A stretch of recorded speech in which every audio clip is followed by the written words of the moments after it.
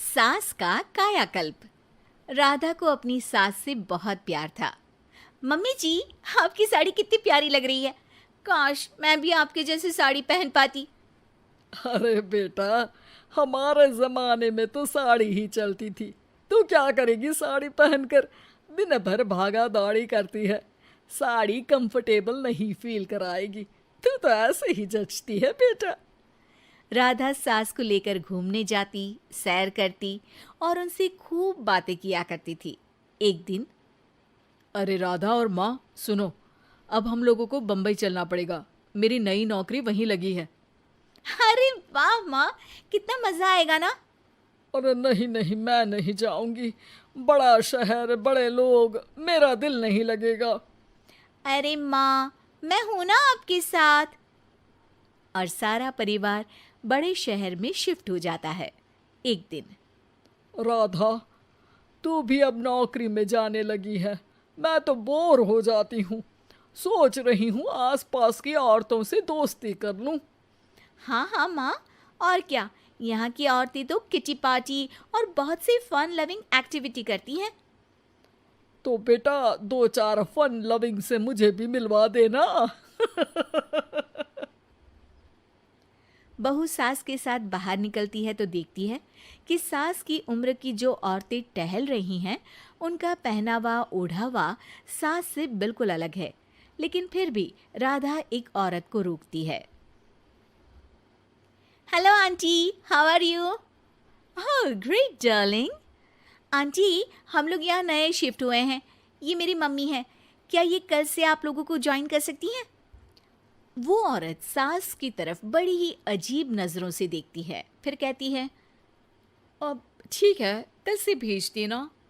सास समझ जाती है कि उस औरत को वो ठीक नहीं लगी, लेकिन फिर भी वो कुछ नहीं बोलती। अगले दिन, अरे माँ, अच्छी सी साड़ी पहनकर तैयार होकर जाइए। आपको आपकी दोस्तों के पास जाना है ना। और नहीं नहीं, मैं सोच रही हूँ घर पर बैठकर टीवी देखूं। वैसे भी रामायण का नया एपिसोड आएगा। नहीं माँ, आप जाओ ना, लोगों से मिलो, बात करो, अच्छा लगेगा। ना चाहते हुए भी सास उन लोगों के पास जाती है, लेकिन सभी सास से बुरा व्यवहार करते हैं। सास मुंह लटकाकर घर आ जाती है। बहू समझ जाती है कि सास को कुछ हुआ है। वो रोज सास को पार्क में भेजती, लेकिन सास रोज मुंह लटकाकर वापस आ जाती। क्या हुआ माँ, आप बाहर जाकर खुश नहीं होती हैं? अरे बेटा, खुश तो हूँ लेकिन लेकिन क्या माँ, आपको तो लोगों से मिलना, बातें करना अच्छा लगता था। मैं देख रही हूँ कि आजकल आप बाहर से आती हैं तो परेशान सी दिखती हैं। सास कुछ नहीं कहती, अपने कमरे में चली जाती है। अगले दिन राधा चुपके से सास के पीछे पार्क में जाती है। हेलो, कैसे हैं आप लोग? एक औरत मुंह बनाकर साइड हो जाती है।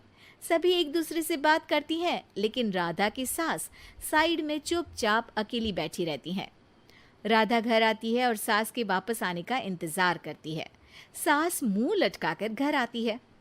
अरे मम्मी जी, तब से इंतजार कर रही हूँ, जल्दी तैयार हो जाइए, मार्केट जाना है। राधा सास को लेकर बाजार जाती है और उन्हें कुछ मॉडर्न कपड़े दिलाती है। अगले दिन सास उन कपड़ों को पहनकर पार्क में जाती है। Oh my god, you are looking gorgeous.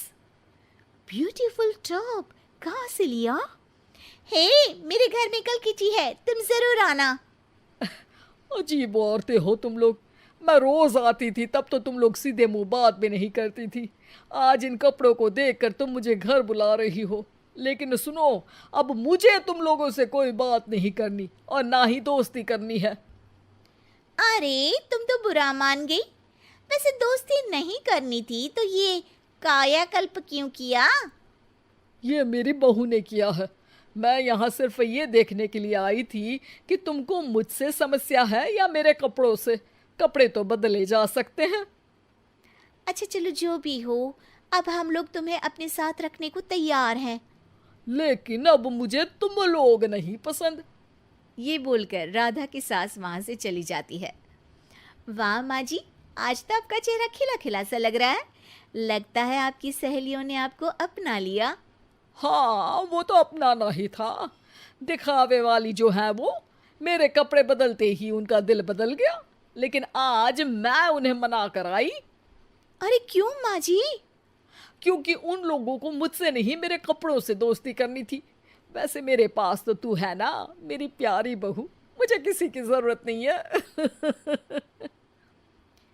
अरे नहीं नहीं माँ जी, आप ऐसा क्यों सोच रही हैं? बेटा ये गलत भी तो नहीं है, जैसा देश वैसा भेष। क्यों? ठीक है ना माँ, अब जब ये हम लोगों का देश है तो क्यों ना हम यहाँ का भेष अपना ले। हाँ हाँ जरूर, मैं तो तैयार हूँ। समय के साथ खुद को बदलने में कोई बुराई नहीं है, लेकिन कहीं नकल के चक्कर में बंदर ना दिखने लगूं। खैर, बहू लग जाती है सास की कायाकल्प।